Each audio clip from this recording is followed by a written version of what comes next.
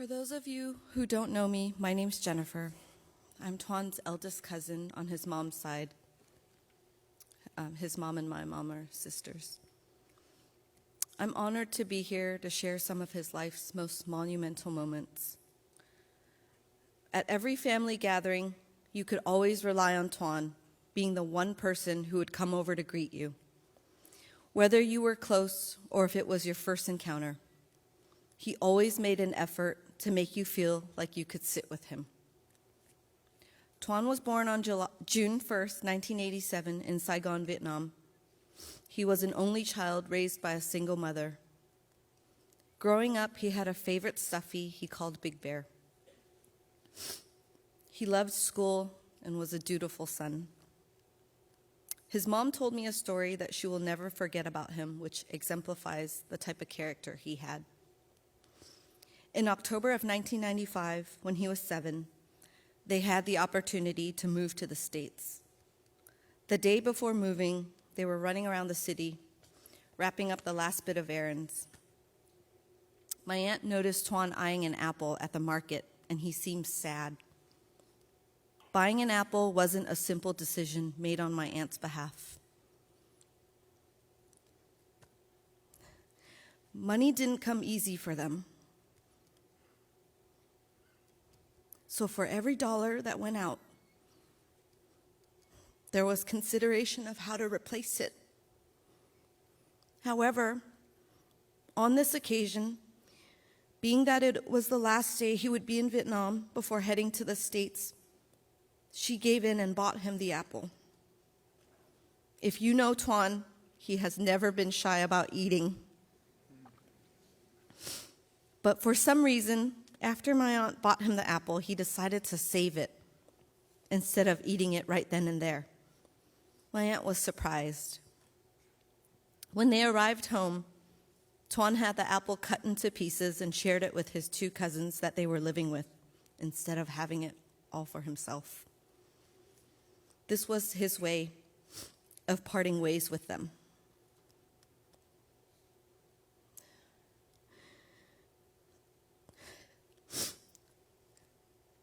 Sorry. This was the kind of person Tuan was at 7 years old and at 36 years old. From childhood to now, we will always remember Tuan for his willingness to share his time, making the effort and bringing us together. Tuan moved from Vietnam and landed in Oakland and spent all of his youth here.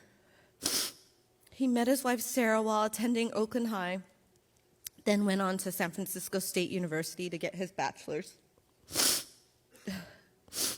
Shortly after graduating, Tuan and Sarah got their first dog, Lola. He took on lots of different jobs before becoming a police officer. Some jobs overlapped where he was going to school, working at a gas station, at IKEA. He would use his lunch break to nap in his car. He was determined to earn his way. In 2016, Tuan and Sarah got engaged, and we made sure that he sealed the deal in 2018. In August 2019, he was accepted into the academy, and by February 2020, he was sworn into the Oakland Police Department. Tuan's perseverance of becoming a police officer came to fruition.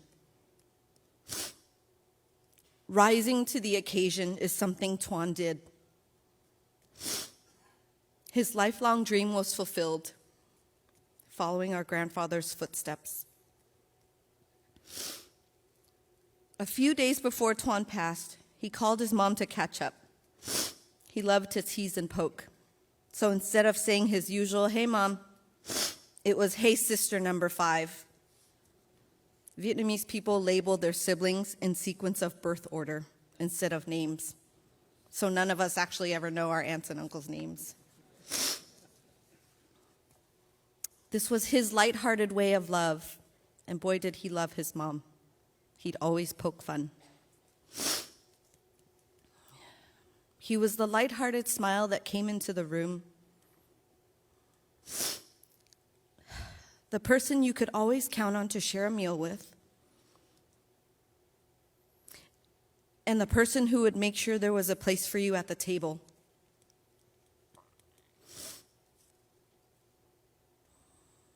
I will miss him coming through the door at family gatherings. Miss him at the table. And miss his warmth and cheerfulness. We want to thank Sarah for being his person for all these years, for accepting and loving him as much as we do, and for bringing out the best in him. We also want to thank the Oakland Police Department, his squad mates, his partner. Tuan was so proud to be your brother, and we appreciate you all. Rest easy, Tuan. We will always love you.